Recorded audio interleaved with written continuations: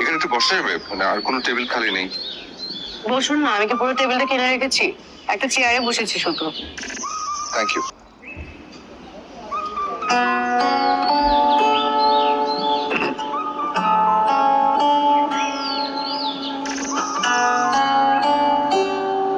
আপনি কি এখানে প্রায় খাওয়া দাওয়া করেন? আপনাকে আরেকদিন দেখেছি।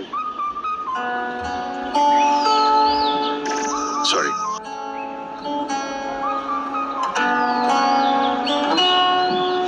এই মামা, এদিকে আসেন তো।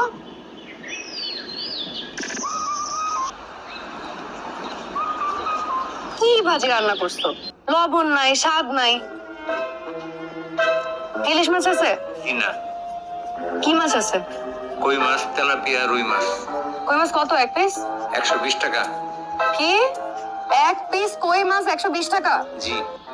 খাইলাম না তোমার কই মাছ, যাও, লাগবে না।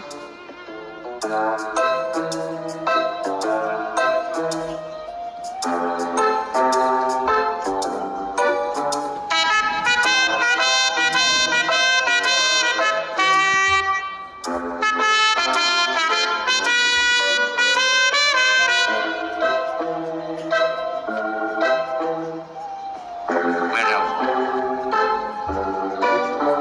ম্যাডাম আপনার রেগুলার কাস্টমার, এই কারণে দিলাম। 50 টাকা দিয়েন।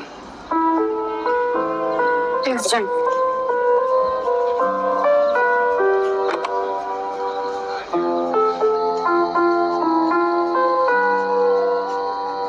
প্রকৃতি রহস্যের খেলা খেলতে ভালোবাসে। প্রকৃতির খেলার জন্যই হয়তো আমার আর শেলির বারবার দেখা হয়ে যায়।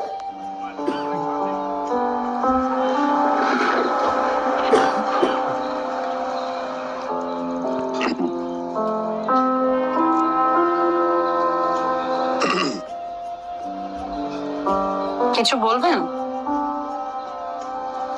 না, কিছুই বলবেন না? কি কি বলবো? মানে আপনি তো এলেন, আপনি কিছু বলবেন? জি, আমি কিছু বলবো। কি?